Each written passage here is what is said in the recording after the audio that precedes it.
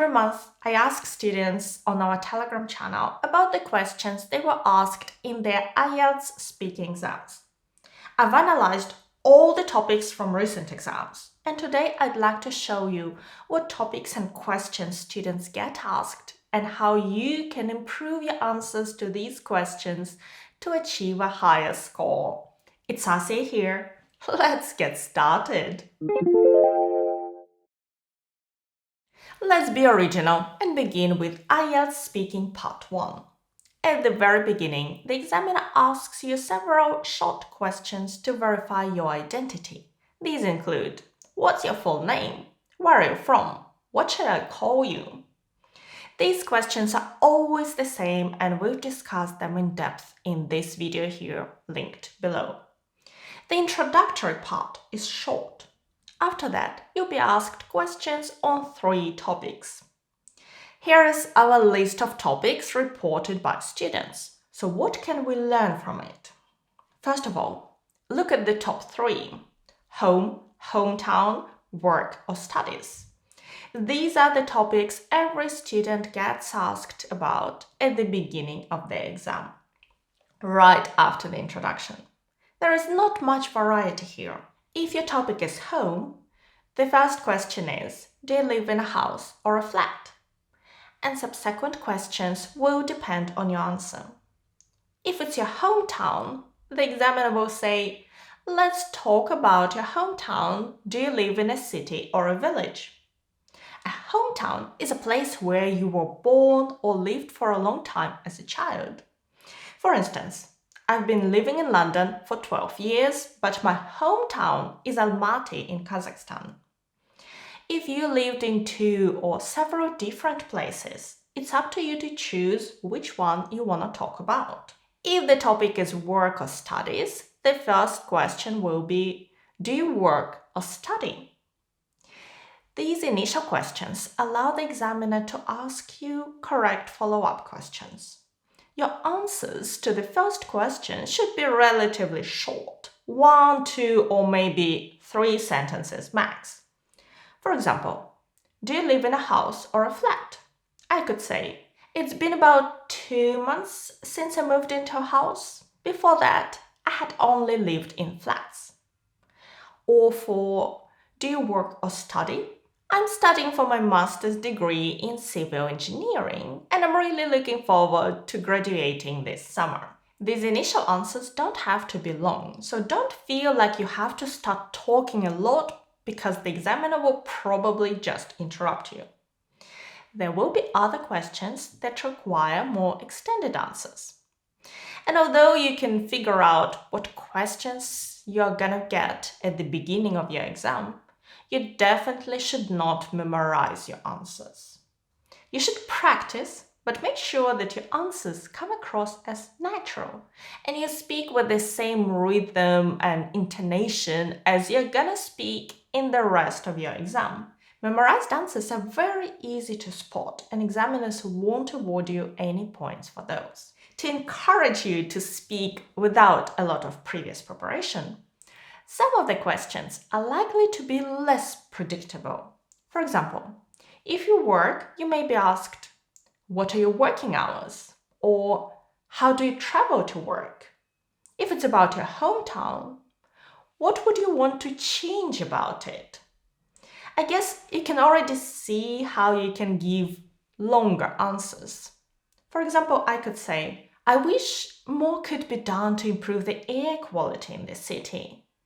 Almaty is surrounded by beautiful mountains, but because it's so protected from the wind and the population and the number of cars are growing fast, the air is becoming more and more polluted every year, particularly in winter. So this answer is a bit longer and uses slightly more complex vocabulary and grammar than our first answers. But generally, the first topic is to warm you up, to help you settle in.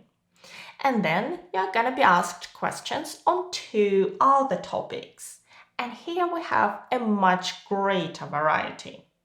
Some classic topics have been used for years and continue to be used today. For instance, books, films, music, weekends, and wild animals. I was actually asked about this topic in one of my exams, and it caught me completely off guard because it felt like those questions were for small kids. So be prepared. Other topics are more unusual: advertisements, ambitions, bags, fixing things, geography, helping others, ice cream, maps, rain, and video games. Although students reported that they were asked about these topics in real exams, it doesn't mean that's what you're gonna get. Some questions get dropped and some come back. We see it clearly because topics we covered a couple of years ago are used again today. But the aim of this video is to show you the range so you know what to expect and not to predict topics for your test. So, what kind of questions can you expect? The first question to each topic is usually quite general. Let's talk about ambitions. Do you consider yourself an ambitious person? Here is a sample answer. Yes, I think I'm pretty ambitious. I mean, I always try to push myself to the limits in whatever I do. If you don't aim high, then you'll never realize your dreams. This answer is great because it shows some topic-specific vocabulary or words we specifically use to talk about ambitions. Here are some of them. To push yourself to the limits, to work very, very hard. To aim high is to be very ambitious and to try to be the best. To realize your dreams, to make your dreams a reality. And the second question usually tests a certain skill. For example, what did you want to be when you were younger? This question invites you to talk about the past. Or, where do you see yourself in 10 years? The future. These questions invite you to use certain grammatical structures in order to talk about the past and future. For example, a common mistake is mixing up the present perfect and past simple. Compare these. The question is the same. What did you want to be when you were younger?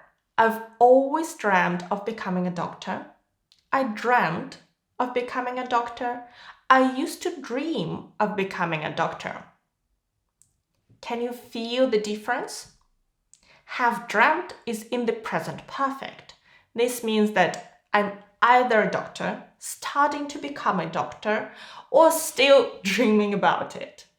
For example, yes, I've always dreamt of becoming a doctor, and now I'm on the second year of my medical degree. I dreamt means you don't dream about it anymore. Similarly, I used to dream means that this is a past aspiration that is no longer true. Like in this answer. I used to dream of becoming a doctor when I was young, but in my late teens, I completely abandoned this idea when I realized how many years I would need to study and how tough it would be to work as a doctor in a hospital. In the answer to this simple question, there are several grammatical structures you can choose from, and examiners do check if you use them correctly. Coming back to our topics, one of the goals of these less common topics is to see the width of your vocabulary. Most test takers can talk about their day or their house, but can you talk about something like repairing things? Our question is, are you good at fixing things? This answer invites you to use some topic-specific vocabulary. Here is a model answer. I'm pretty good at repairing most things around the house. I'm good with my hands and I have a toolkit with all you need, screwdrivers and so on. So simple plumbing jobs like fixing a leaking tap or something similar, I can do. But one thing I don't touch is electrics. Anything to do with wires scares me a lot.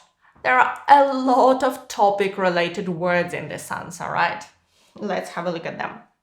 A toolkit is a box containing tools for repairing or making things. A screwdriver is a tool used for turning or driving screws. Plumbing, that's the system required to supply water or heating, like pipes, boiler, radiators. Leaking.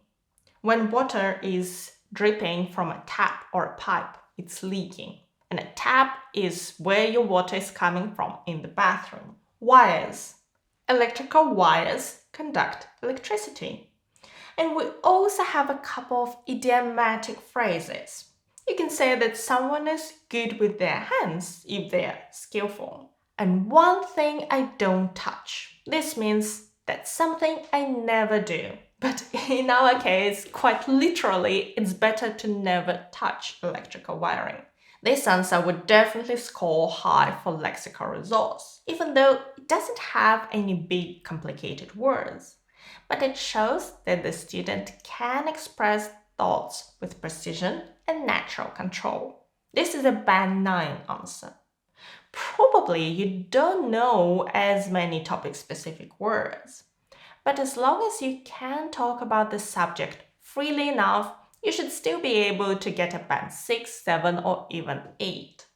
But if you do have some time before your exam, it's great to expand your vocabulary and practice your answers to common and less common topics. This particular answer is coming from our IELTS speaking library. This is a collection of sample answers and advanced vocabulary to over 40 topics used in real IELTS speaking exams. And it covers a number of topics from our today's list as well. I'll link it in the description. Okay, 5 minutes and 3 topics later, your part 1 is done. Now it's time for part 2. That's where the task says you should speak on a given topic between 1 and 2 minutes. But ideally, you should try to speak for the full 2 minutes until your time is up and the examiner stops you. What topics can you get here? It seems that most of them can be categorized into 3 groups. You may be asked to describe an object or a place. For example, describe a book you've read many times, an item of clothing you like wearing, a park or garden you like visiting, an invention you find useful, or a job you would like to do. And a topic that's been popular for a long time, a water sport you'd like to learn. The second group of topics is to describe a person. Describe someone you know who is successful in life. Or describe a friend from your childhood, or someone who recently moved to a new place. There are fewer topics here, but the most popular category among our replies was to describe an occasion or experience. For example, describe an occasion you heard someone complaining about something, or you had an interesting conversation with an elderly person, or your travel plans were cancelled, or you got lost. One of the common problems or fears that students have is that they won't know what to say or they will struggle to speak for long enough. How can we address those? Well, let me show you by looking at a topic that most of my students voted for as the most challenging. Describe a person who loves to grow plants. Here, it's important to read the topic carefully and think about what it actually asks you about. It's not asking you to describe how to grow plants. Yes, if you know some topic-specific vocabulary, it's great and you should definitely add it to your answer. But that's not the main purpose of the answer. The focus is on talking about a person. Have a look at the bullet points first. Who the person is, how you know this person. These 2 bullet points don't mention plants at all. Then there is one which asks about what type of plants he or she grows. But it doesn't tell you that you must go into a lot of detail. And the last bullet point is quite key. Explain why growing plants is important for this person. This last bullet point allows you to use more complex grammatical structures in your explanation, so you should always try to cover it. But overall, out of 4 bullet points, only 1 talks about plants directly. Sometimes, to find a good story to tell, you just need to reframe the question for yourself a little bit. In our case, what kind of plants can we talk about? This might be about houseplants or gardening, growing flowers or fruit and vegetables, planting trees or farming. For example, my mom loves growing orchids at home, and my friend's husband is a farmer. I could talk about either of them. One way to approach the task when you don't really know what to say is to describe each bullet point in a paragraph. That's exactly what we did in this sample answer. We have a paragraph about the person, my neighbor, then a little story about how I met him, a paragraph about what type of plants he grows. So in this paragraph, there is indeed some topic-specific vocabulary because this is a model answer. But if you don't know specific words, you could give a more general answer. After all, you don't need the maximum IELTS score to pass, right? So your answer doesn't have to be perfect. And the last paragraph is explaining why growing plants is important for him. I find that sometimes following those bullet points is an easy way to give a coherent answer, like in this case. If you'd like to read this answer, please pause the video now. In other cases, some of the bullet points may not help you. For example, if I chose to speak about my mom, I would hardly give a paragraph about how I met her, right? In this case, you can concentrate on telling the story and addressing the main question at the top. And as I mentioned before, also the last bullet point explain why. And if you manage to speak for 2 minutes, the examiner will stop you when your time is up. Don't worry if you don't finish the story. However, if you run out of things to say and there is a little bit of time left, the examiner may ask you 1 or 2 short follow-up questions at the end. For instance, would you like to start growing some plants yourself? These questions still belong to part 2. Your part 3 begins when the examiner tells you, now it's time for part 3. Indeed, it's time to talk about it. And arguably, this is the most important part of your exam. IELTS Speaking Part 3. Just like in Part 1, the examiner will be asking you questions, and this part will last between 4 and 5 minutes. But there are some significant differences. First of all, the approach to questions is different. Questions will be somehow related to your Part 2 topic. For example, if your Part 2 was to describe an occasion when you borrowed something from a friend, then in Part 3, the examiner will have 3 sets of questions in front of them. These might be sharing things, sharing feelings, and sharing intellectual property.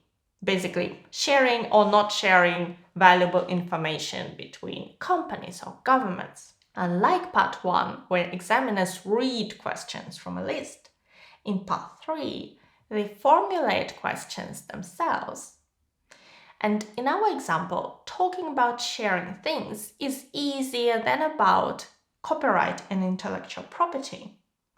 So depending on your performance, examiners will choose 2 sets of questions for you, the easier set 1 and 2, or the more difficult 2 and 3. And before we look at some sample answers, here are the topics from Part 3. As you can see, they are related to Part 2, but take a more serious twist. A conversation with an elderly person may turn into questions about the retirement age and generation gap, or Part 2 about parks into sustainability in agriculture and food waste. And students usually don't remember questions because they tend to be quite long. So if you'd like to read all the topics or save them by taking a print screen, pause the video now. Let's come back to our topic about sharing and check if you make this common mistake. The question is from the first set, the easier set. Is it important for children to share things with other people? And the answer is, think if it's a good answer. Yes, I think it's very important. When I was little, I had a friend who really didn't like to share her bicycle with me, but she always wanted me to share my toys with her, and so on. Was it a good answer? Not really. This is not the style of answer you should give in part 3. It would be okay in part 1 because part 1 is more personal. These are questions about your life and your experiences. Part 3 is more abstract. It's about general questions and problems. That's why in part 3, you should try to give more abstract answers about people in general instead of using yourself or your friends as examples. Here is one way to answer this question. Yes, I can think of some very good reasons why children should be taught how to share with others. It helps them show that possessions are not everything. For instance, if one kid has a toy and another one doesn't, then sharing that toy will be fun for both of them. And although they may not be aware of this, it builds friendship and trust. When you meet adults who haven't learned how to share, you can see how selfish they've become, and that can make their lives pretty miserable because nobody wants to spend time with someone selfish. Anyway, it's always much better and more effective to do things together. Have you noticed the length?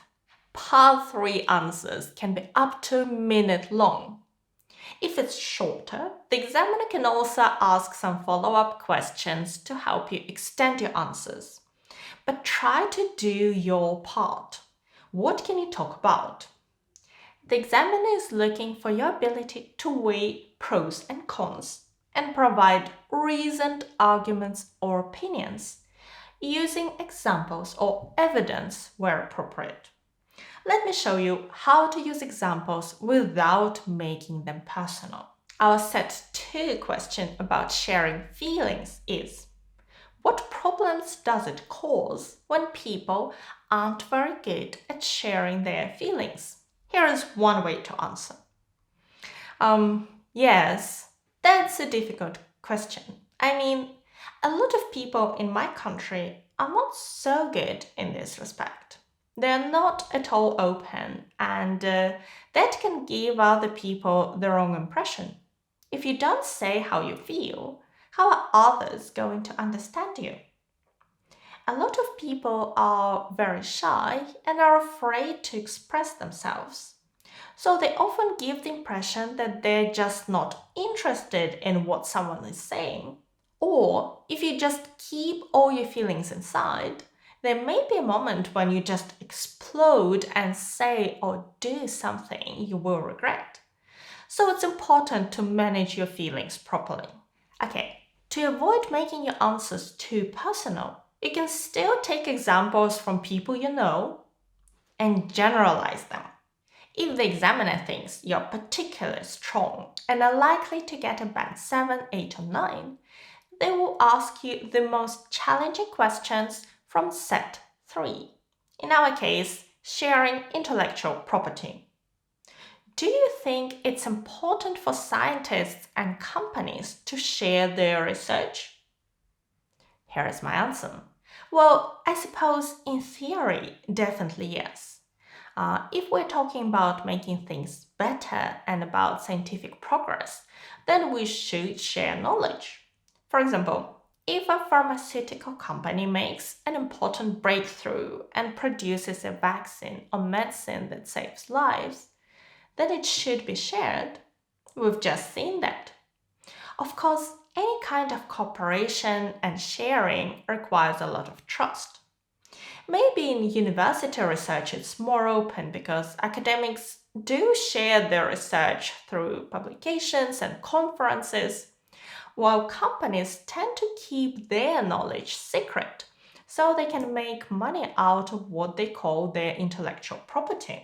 Remember that the examiner is only interested in your use of English, not if your answer is factually correct or very profound. The IELTS speaking exam can indeed feel intense, with questions coming one after another. Some students have shared that examiners kept on interrupting them, which can be quite distracting and intimidating. However, in most cases, that's because examiners need to manage time. When preparing for your exam, practice with a timer to understand how long your answers should be.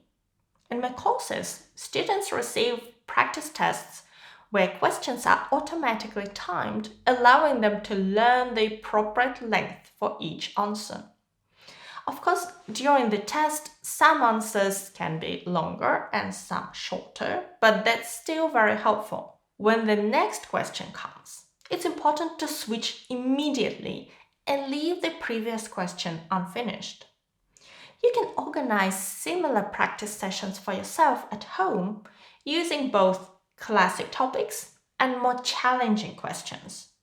You can download a PDF with questions only on our Telegram channel and questions with sample answers and vocabulary in our IELTS speaking library, both linked in the description. And if you'd like to learn some useful phrases to extend your Part 3 answers, watch this video here. Thank you so much for watching me today. Good luck with your preparation and your exam. Bye!